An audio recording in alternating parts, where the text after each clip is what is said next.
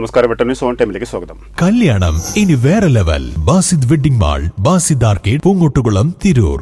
കർഷകരെയും ആദിവാസികളെയും ബാധിക്കുന്ന വനനിയമ ഭേദഗതി ബില്ല് പിൻവലിക്കണമെന്നാവശ്യപ്പെട്ട് തിരൂർ നിയോജകമണ്ഡലം കർഷക കോൺഗ്രസ് തിരൂരിൽ പ്രകടനവും നിയമത്തിന്റെ കരട് കത്തിച്ച് പ്രതിഷേധ കനൽ സമരവും നടത്തി. കർഷക കോൺഗ്രസ് സംസ്ഥാന സമിതി അംഗം ഫസലുദ്ദീൻ വാരണാക്കര ഉദ്ഘാടനം ചെയ്തു. നിയോജകമണ്ഡലം പ്രസിഡന്റ് നൌഫൽ മേച്ചേരി അധ്യക്ഷത വഹിച്ചു.